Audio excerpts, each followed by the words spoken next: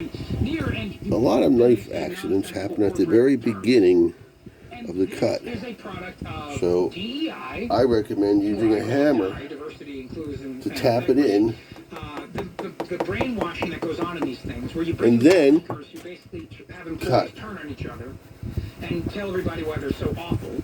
and then Training reverse. programs like the stuff that I've had to go through, where you have to learn why you have unconscious bias, all kinds of nonsense. You have a beautiful slice of melon.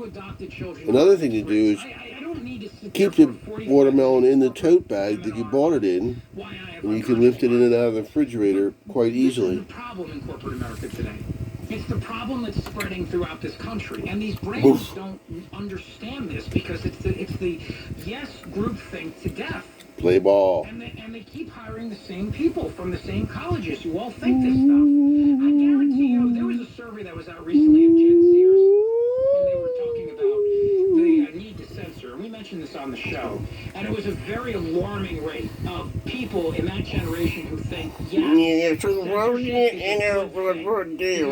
people's feelings. We are raising a generation out there that believes that the First Amendment is a tired, old way to think about things. That freedom of speech and thought and debate and all these things doesn't matter, doesn't count. There are efforts underway to criminalize speech so that if you stand up and you say that person is a man, like if I were to say that Rachel Levine, the Assistant United States Secretary of Health, is a man, then I could be criminally punished for that. I could be fired for it. I could be fined for it. In some places, I could end up in jail. I mean, that's the ultimate dream here. You misgender somebody, quote unquote, you go to jail. You pay a fine.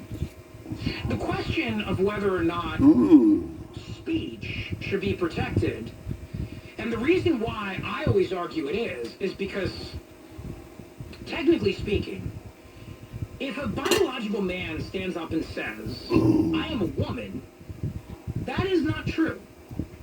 But the reason why we don't put them in jail for saying something that is knowingly false is because we have a debate on the issue. Get this if you get sick.